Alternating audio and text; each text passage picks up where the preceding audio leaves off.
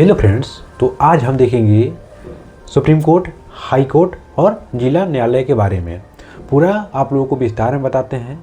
एक बार देख लेने के बाद में वीडियो 100% यहाँ से एक भी क्वेश्चन नहीं छूटेगा। चलिए स्टार्ट करते हैं आज का सेशन, जो कि अपने भाग 5 संविधान का जो भाग 5 होता है, इसमें जो संघ होता है, यूनियन, ये हम पढ़ रहे हैं।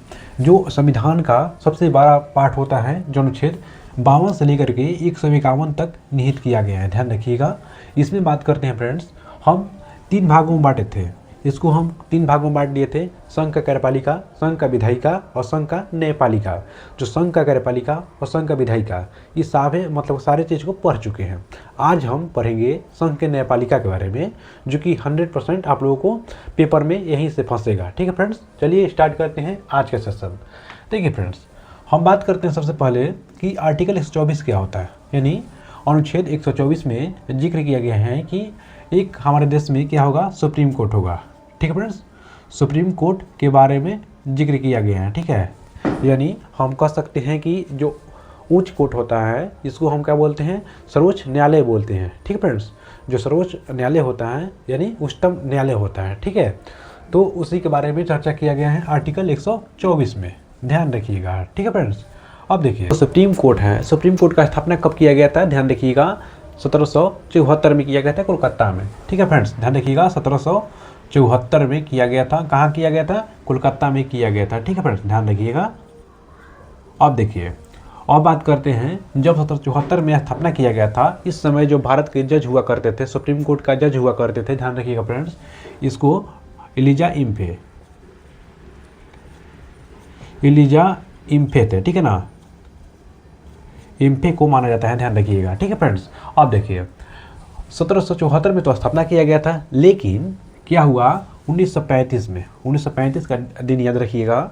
इसमें जो कोलकाता स्थापना किया गया था फ्रेंड्स, कोलकाता से क्या हुआ था, इसको ले आकर के ट्रांसफ़र कर दिया गया। कहाँ से कर दिया? कोलकाता से ले आ गया दिल्ली में। ठीक है, तो दिल्ली में ला दिया गया था। ठीक है, ध्यान रखिएगा, कोलकाता से दिल्ली कब लाया गया था सर्वोच्च न्यायालय को? ध्यान रखिएगा, 1935 में। ठीक है फ्रेंड्स, अब देखिए 1937 की घटना बताते हैं आप लोगों को। यह देखिए, उसके बाद में क्या हुआ कि 1937 में संघीय न्यायालय की स्थापना किया गया था। ठीक फ्रेंड्स, इस संघीय न्यायालय क्या होता है, ध्यान रखिएगा। 1937 में, यानी देखिए 1935 में तो कोलकाता से दिल्ली लाया गया था, और 1937 में संघीय न्यायालय की स्थापना, यानी जो कार्यभार चल रहा था, यानी जो दिल्ली में क्या हुआ, जो सर्वोच्च न्यायालय का कामकाज स्टार्ट कर दिया गया था। ठीक है ना, संघीय न्यायालय का स्थापना कब किया गया था? 1937 में। ठीक है फ्रेंड्स, अब देखिए आगे देखते हैं। लेकिन जब आज़ादी के बाद, जो हमारा आज़ादी मिला 1947 के बाद में, क्या हुआ, आज़ादी के बाद पुनर्गठन किया गया था। ध्यान रखिएगा, पुनर्गठन कब किया गया था? सन 1952 में। ठीक है फ्रेंड्स, 1952 में ध्यान रखिएगा पुनर्गठन किया गया था।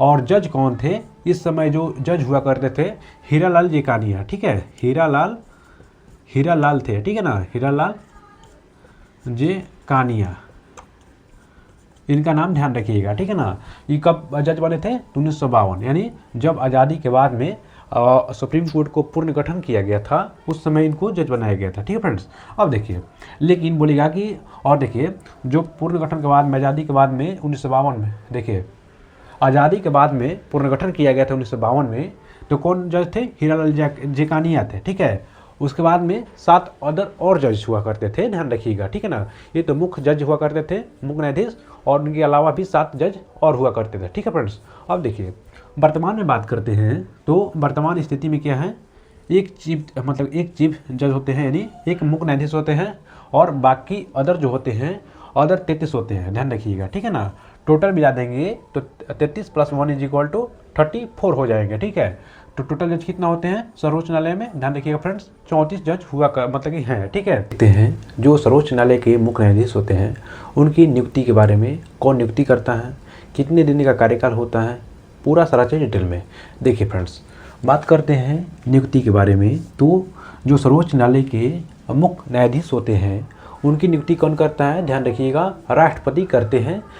किसके सलाह पे करते हैं फ्रेंड्स? ध्यान रखिएगा, भी प्रधानमंत्री के सलाह पे राष्ट्रपति करते हैं मुख्य न्यायाधीश की नियुक्ति। ठीक है, अब देखिए फ्रेंड्स, एक मुख्य न्यायाधीश और 33 अदर जज होते हैं। ठीक है ना, जो एक मुख्य न्यायाधीश की नियुक्ति तो राष्ट्रपति कर दिए हैं, लेकिन अब जो 33 अदर बच गए हैं उनकी नियुक्ति कौन करता है? तो ध्यान रखिएगा, उनकी भी नियुक्ति राष्ट्रपति ही करते हैं, लेकिन ध्यान रखिएगा किसके सलाह पे करेंगे? तो ध्यान रखिए फ्रेंड्स, वह हो जाएगा मुख्य न्यायाधीश की सलाह पे करते हैं राष्ट्रपति। ठीक है, देखिए चलिए अब आगे चलते हैं।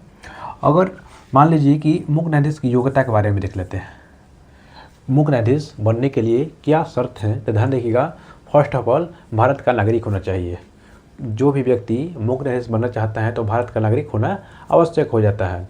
दूसरी बात क्या होता है, आप लोग 65 वर्ष के ज़्यादा आयु का नहीं होना चाहिए। कोई भी व्यक्ति अगर जो 65 वर्ष के पार हो जाता है तो वह मुख्य न्यायाधीश बनने के लिए मतलब एलिजिबल नहीं है, ध्यान रखिएगा। ठीक है फ्रेंड्स, अब देखिए आप उसके बाद में मुख्य न्यायाधीश बनने के लिए आप लोग पहले हाई कोर्ट यानी उच्च न्यायालय में कम से कम 5 वर्ष जज रहना चाहिए। ठीक है, ध्यान रखिएगा फ्रेंड्स, जो हाई कोर्ट में उच्च न्यायालय में कम से कम 10 वर्ष तक, ठीक है ना, वकालत किया हो वह व्यक्ति मुख्य न्यायाधीश बन सकता है। ठीक है, या वकालत नहीं किया हो लेकिन वो 5 वर्ष जज रहा हो। ठीक है ना, जज रहा हो कहाँ? मुख्य न्यायाधीश कहाँ पे? तो हाई कोर्ट में। हाई कोर्ट में कोई भी व्यक्ति 10 साल वकालत किया हो या 5 साल जज रहा हो तो उस व्यक्ति को सुप्रीम कोर्ट का मुख्य न्यायाधीश बनने के लिए योग्य माना जाता है, ध्यान रखिएगा। चलिए फ्रेंड्स, तो अब आगे चलते हैं और देखते हैं कुछ सर्वोच्च न्यायालय की गौरपूर्ति के बारे में। देखिए यहाँ पे क्या लिखा है, सर्वोच्च न्यायालय की गौरपूर्ति। ठीक फ्रेंड्स, यानी सुप्रीम कोर्ट का गौरपूर्ति होता है, इंग्लिश में क्या बोलते हैं? कोरम। ठीक है ना, जो कोरम होता है उसको देख लेते हैं। देखिए फ्रेंड्स, कोई भी केस या मामले में कम से कम 3 जज होना चाहिए। ठीक है ना, ध्यान रखिएगा, कोई भी मामला हो, कोई भी मतलब कि मामला हो, ठीक है ना, कम से कम कितना जज होना चाहिए? 3 जज की होना चाहिए। ठीक है ना, 3 जज होना ही चाहिए। ठीक है, और इसमें कहा गया है, फर्स्ट ऑफ ऑल ये दे रखा है 3 जज होना चाहिए। दूसरी बात क्या होती है इसमें, राष्ट्रपति को सलाह देने के लिए मैक्सिमम ज़्यादा से ज़्यादा कितने जज हो सकते हैं? तो 5 जज हो सकते हैं। ठीक है फ्रेंड्स, आर्टिकल ध्यान रखिएगा, अनुच्छेद 143 में ये लिखा गया है कि राष्ट्रपति को परामर्श लेने की शक्ति होती है, या लेकिन जो मुख्य न्यायाधीश सलाह देंगे राष्ट्रपति को, ये राष्ट्रपति बात मान ही लेंगे, ऐसी कोई बात नहीं होती है। ये मतलब बात नहीं है कि राष्ट्रपति उनकी बात मान ही लेंगे। बात नहीं माने या ना माने राष्ट्रपति के मन के ऊपर आ जाता है, लेकिन ध्यान रखिएगा परामर्श देने की जो बात होती है आर्टिकल 143 में वर्णित किया गया है, जो कि न्यायाधीश देते हैं इनको राष्ट्रपति को सलाह। ठीक है फ्रेंड्स, अब बात करते हैं बारी से अनुच्छेदों को पढ़ लेते हैं। कौन सा अनुच्छेद में क्या लिखा गया है एक बार ध्यान दीजिएगा। ठीक है फ्रेंड्स, तो ये बहुत ही ज़्यादा इंपॉर्टेंट हो जाता है। आर्टिकल 125 में, अनुच्छेद 125 में ध्यान रखिएगा, इसमें जो होता है जो सुप्रीम कोर्ट के जज होते हैं, ठीक है ना, जज का वेतन के वेतन, ठीक है फ्रेंड्स, वेतन एवं भत्ते के बारे में दे रखा है, यानी पैसा उसा के बारे में कि इसमें अनुच्छेद 125 में दे रखा है।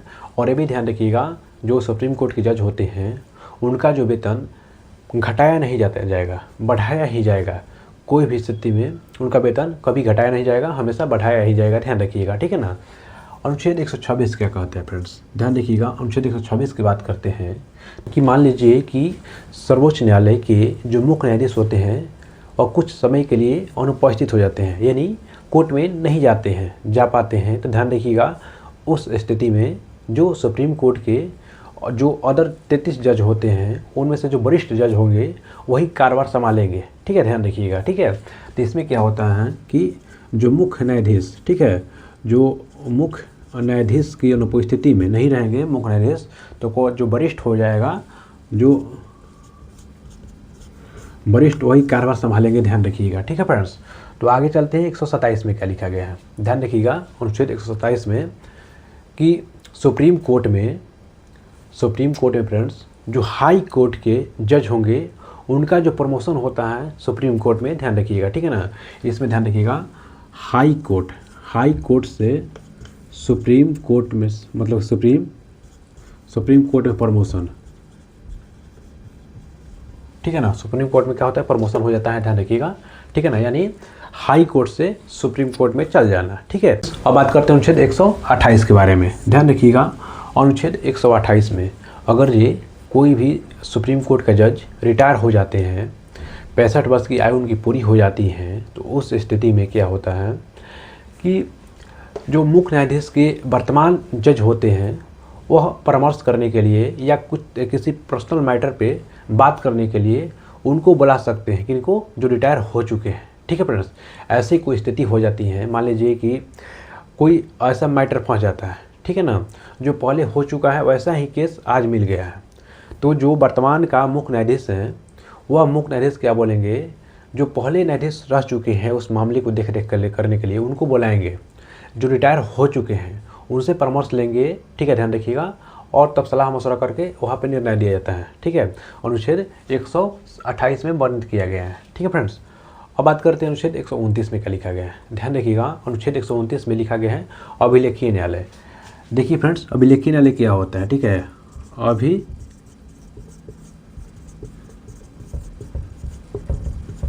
अभिलेखीय न्यायालय क्या होता है। देखिए इसमें लिखा गया है कि सुप्रीम कोर्ट का आदेश सर्वमान्य होगा, यानी कोई भी कोर्ट हो, हाई कोर्ट हो या निचले स्तर का कोर्ट हो, जो सुप्रीम कोर्ट एक बार आदेश दे देता है, एक बार कोई भी चीज़ को मान्यता प्राप्त कर देता है, तो वह निर्णय को कोई भी काट नहीं सकता है, ध्यान रखिएगा, यानी सर्वोच्च न्यायालय का निर्णय सर्वोपरि हो जाता है, ठीक है। अभिलेखीय न्यायालय यही कहता है अनुच्छेद 129 में, ठीक है फ्रेंड्स।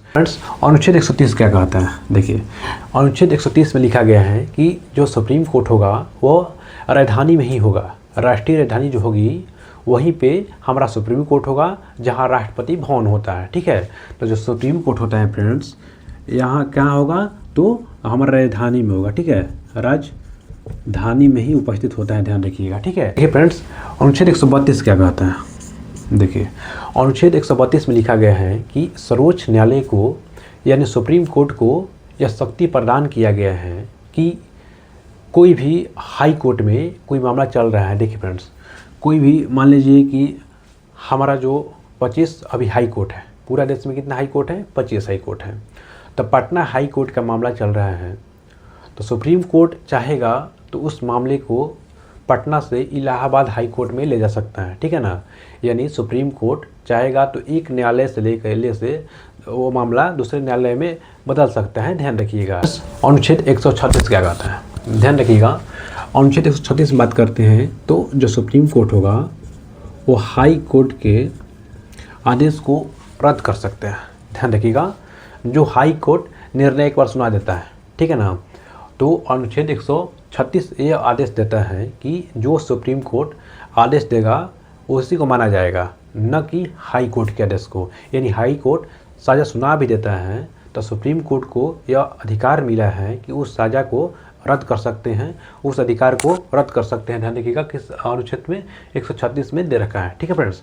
अब बात करते हैं अनुच्छेद 137 में, ध्यान रखिएगा। इसमें क्या लिखा गया है कि सुप्रीम कोर्ट अगर ये कोई भी निर्णय दे देता है एक बार, ठीक है ना, सुप्रीम कोर्ट कोई भी आदेश एक बार दे देते हैं तो सुप्रीम कोर्ट को ऐसा लगेगा कि नहीं यह हमसे कुछ भूल हो गया है, चूक हो गया है, तो उस स्थिति में सुप्रीम कोर्ट अपने निर्णय को पूर्ण विचार के लिए लौटा सकता है, ठीक है फ्रेंड्स। ध्यान रखिएगा इसमें क्या होता है, सुप्रीम कोर्ट का पूर्ण विचार, ठीक है, ध्यान रखिएगा। अनुच्छेद 138, 143, 146 देखते हैं। अनुच्छेद 138 को 138 में क्या लिखा गया है, ध्यान रखिएगा। इसमें लिखा गया है कि जो सुप्रीम कोर्ट अगर चाहता है कि हाई कोर्ट में जो मामला चल रहा है उस मामले को हाई कोर्ट में ना चला जाए, उसको अपने अंडर ले लिया जाए, ठीक है ना। जैसा कहने का मतलब ये है कि सुप्रीम कोर्ट चाहे तो हाई कोर्ट के मामला को अपने अंदर ले सकता है, ठीक। अब बात करते हैं 143 आर्टिकल 143, ये इंपॉर्टेंट आर्टिकल हो जाता है फ्रेंड्स। ध्यान रखिएगा कि राष्ट्रपति चाहे तो मुख्य न्यायाधीश या न्यायाधीश से सलाह ले सकते हैं, यानी परामर्श लेने की शक्ति राष्ट्रपति की होती है अनुच्छेद 143 में। ध्यान रखिएगा फ्रेंड्स, अगर ये जो भी निर्णय या सलाह देते हैं मुख्य न्यायाधीश राष्ट्रपति को, यह बाध्यकारी नहीं होगा। राष्ट्रपति इस बात को मान भी सकते हैं नहीं भी मान सकते हैं, ये राष्ट्रपति की मनमर्जी होगी। ठीक है, तो ध्यान रखिएगा अनुच्छेद 143 से कहता है। लेकिन अनुच्छेद 146 देखिए फ्रेंड्स, अनुच्छेद 146 बहुत ही ज़्यादा इंपॉर्टेंट हो जाता है, क्योंकि इसमें लिखा गया है कि जो सुप्रीम कोर्ट के मुख्य न्यायाधीश होंगे उनके अंदर में जो भी बहाली आएगी सर्वोच्च न्यायालय में, उसका न्याय मतलब कि संचालन कौन करेगा, तो मुख्य न्यायाधीश करेंगे। ठीक है फ्रेंड्स, यानी सर्वोच्च न्यायालय में जो बहाली आएंगी, वैकेंसी आएंगी, उनका जो संचालन कौन करता है, मुख्य न्यायाधीश ही करते हैं, ध्यान रखिएगा। ठीक है, चलिए फ्रेंड्स, तो अब बात करते हैं नियंत्रक एवं महालेखा परीक्षण के बारे में। देखिए अनुच्छेद 148, इसको आप भूलिएगा मत, क्योंकि बहुत बार एग्जाम में पूछ चुका है। ठीक है फ्रेंड्स, सीधा सीधा पूछता है कि अनुच्छेद 148 में क्या है, तो ध्यान देखिएगा, नियंत्रक एवं महालेखा परीक्षण होता है। ठीक है, इसमें जो इसकी ये क्या करता है, ये जो कार्य क्या करता है, ध्यान रखिएगा, ये भारत सरकार का खर्चा कितना हुआ, कितना आया, कितना पैसा आया, ठीक है ना, उसकी जांच कौन करता है, ध्यान रखिएगा, यही व्यक्ति करता है, नियंत्रक एवं महालेखा परीक्षक। ठीक है,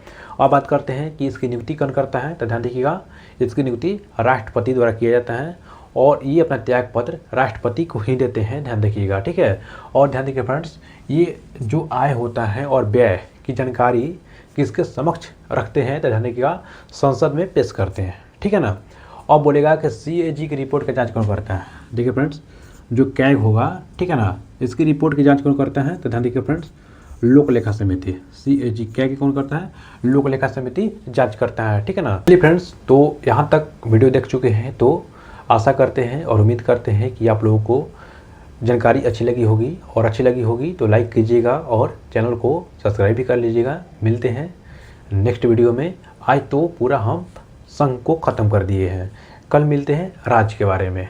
चलिए आज के लिए धन्यवाद।